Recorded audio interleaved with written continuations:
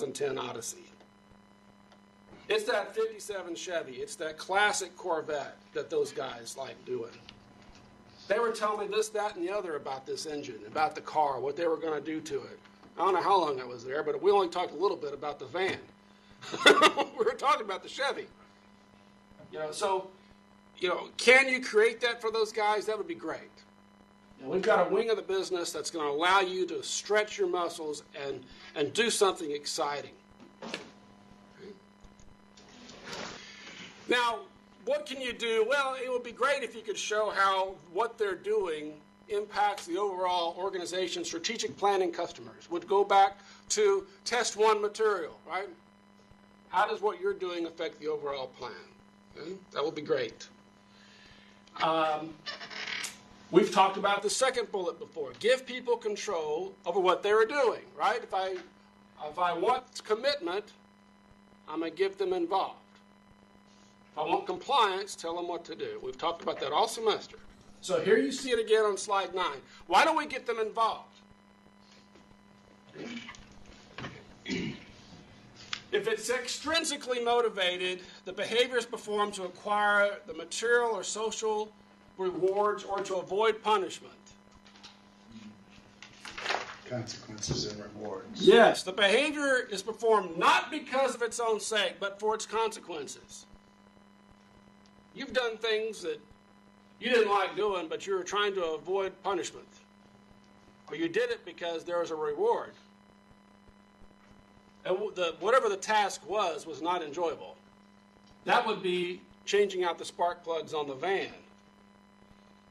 It's got to be done. It's part of 100,000-mile maintenance. I need it done. Customers want it done. It's not very entertaining. But it has to be done. So there are tasks that are like that. So understanding that, and certainly anytime you talk about motivation in a room of engineers, it always talks about money, right? So let's talk about money. What about money? What are your thoughts on money in engineering and motivation? That's why some of you are in this room. Engineers make more money. That's why we're here, Joey. Everybody but me. I would say that. My consulting's going gangbusters. I shouldn't say a word. So we're in it because we enjoy it and it pays well. But let's just focus on the pay. So what about it? What are your thoughts on pay? You're the boss. You got engineers working for you. What do you think?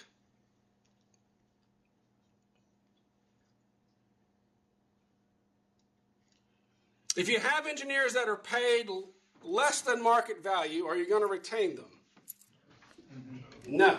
Not unless they suck. Which Teresa's right on. If their skill set, if they're not very good, you'll keep them.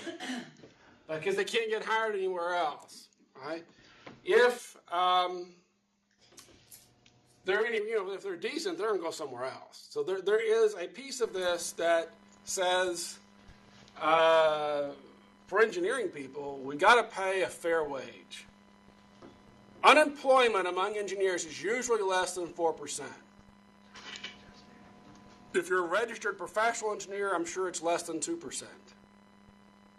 So we need to pay a fair wage. Now, beyond that, what do you think is also very important for engineers above others? There's pay, and then there's what? Interesting and challenging work. Interesting and challenging work. Teresa's right on. If I'm changing spark plugs every day, I'm gone. Promise you. But if you give me a new and interesting restoration project, boy, now we're talking. Right? Every restoration project might be different. Corvette one day, 57 Chevy another, 1970 Porsche. Whatever, you've got these wide varieties of things you could do, and wow, this customer wants to really soup it up, or this customer wants a classic cruiser. Now you're talking. It's pay has got to be there. There are certain industries that pay better than others. So within your industry, you could probably need to pay competitively. So that's the other caveat for us as engineers. Petrochemical, which is here locally, is going to usually outpay everybody else, at least at the beginning levels. And so industry matters. If you go make a commodity product like paper or steel, then the wages are going to be less. But the only commodity that seems to really pay well is gasoline. Right? But if you're making some innovative product like maybe iPhones or iPads, it's probably going to pay a lot more than making paper. The innovation is not to say there isn't innovation in paper, I'm sure there is, but innovation is the lifeblood of consumer electronics. Right? And so there is, within your industry, you need to pay well, but industries pay differently.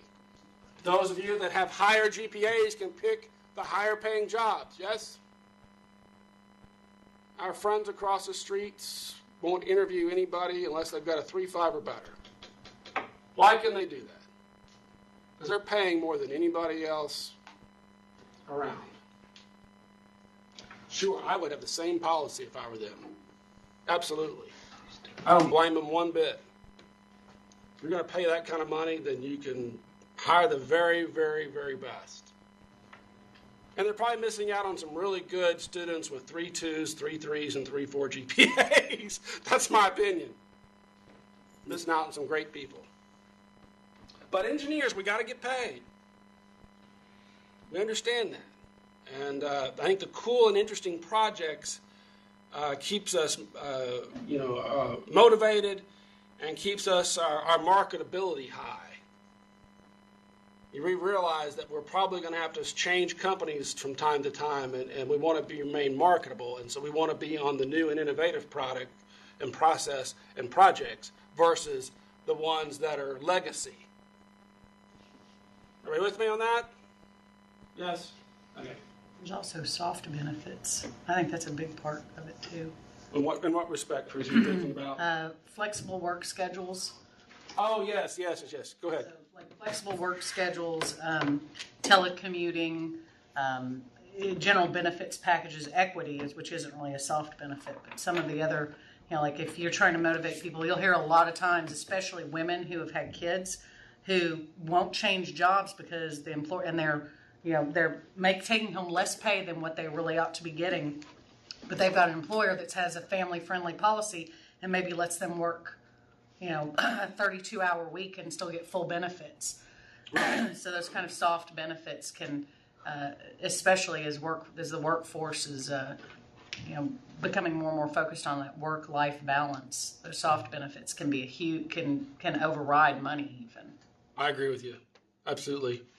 For those, once you have a family, travel begins to be less and less attractive, particularly if your kids are little.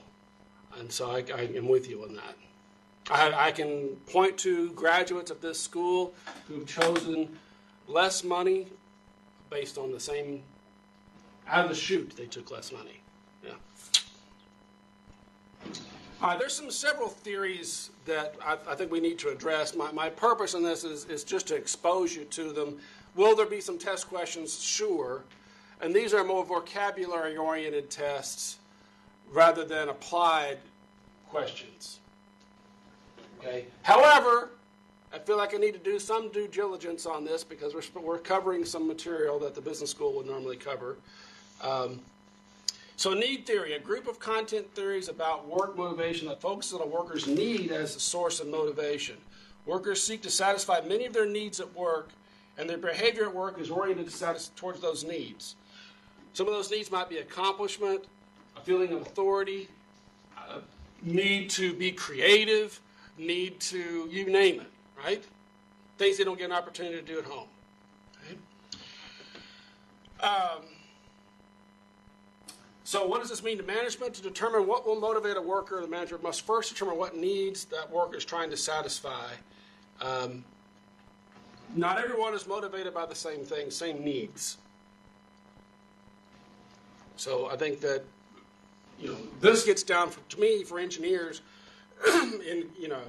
Is there a need for job security over everything else? Is there a need to do something innovative? Is there a need for, as Teresa was saying, schedule is the biggest thing for them. Once you realize that, I've got to pick up kids from school, or what if they're sick? Can I go take, all these things that go on once that you have kids, maybe that's a need that's more important. Many of you have been exposed to Maslow's hierarchy of needs, and there's been many that will say it's great, and many that will say there's problems with it. However, it was one of the first attempts to put the needs of people in some sort of order. Okay? So lower order needs that are satisfied externally, the physiological and safety needs, and then higher order needs that are satisfied internally. Social needs, self-esteem, the idea that you've actually accomplished something, bigger than yourself, maybe. So these are an attempt to do that. Some of the things about Maslow's hierarchy, that basic needs must be satisfied before somebody's going to seek the higher level. That's an easy test question, right? Physiological is what? Air, food, water, survival. Safety is, I've basically not worried about my day-to-day dangers and whatnot. Once they're satisfied, it's no longer a source of motivation. If you didn't have food, you're going to be motivated to find food. But once there is a regular supply of food, that's no longer a motivation for you. I'm looking at Brent thinking about his deployments. I can't help it. So I'm sure Brent can probably testify to some of these, yes? Yes. Okay. Showers would be very nice sometimes. Showers. Now, for those of you who are at home, and I apologize for not being able to show me on this video. I know I'm not that important, but Brent's one of our Navy vets, and I can imagine a shower would be great. Hot meal? Yes. Low water would be the biggest problem. Not being able to wash your clothes, take a shower. Water. Okay. I can imagine. Of course, I can't imagine being in the ocean and needing water, but it can happen, right? Okay. Some other some things about this one. It's not possible to skip levels as Maslow's theory. What's interesting in terms of what are some lessons for us, what motivates one worker may not motivate another. I think that would be fairly obvious, but once you get to know your staff, I think that could play a role. Existence, relateness, growth theory, and these were different need levels and descriptions that go along with that. Growth needs, relatedness needs, existence needs, and you start to see some comparisons to Maslow's approach to it, and you start to see some commonalities as we go through these slides. There's some overlap, right? Existence needs would be the physiological things in Maslow's approach. Relatedness needs is a social piece of his, and then the growth needs was a self-actualization, self-development piece. Okay. And his saying, though, I can satisfy a higher level need even if I don't have the lower one. So that would be an easy test question for me to ask. Agreed? Everyone write that down. Mark it in your notes. He believes that needs at more than one level can be satisfied at any one time, which will be a unique aspect. And that as you satisfy the lower level needs, the higher level ones, you're motivated to satisfy those. So these are just some differences you want to make note of. Okay. So some problems with that. It may not be, these two may not apply to all people, and the set order may be different for different folks. So some lessons, some advice. on slide 17, do not assume that all workers are motivated by the same needs or desires. I had a student that was looking for international travel. She wanted to see the world, but not have to carry a gun to do it. So she chose a company that was would let her do that. Now, granted, she had a 3.5 GPA, had co-opted, and was an all-star student, so she could pick what she wanted. But that, what motivated her was the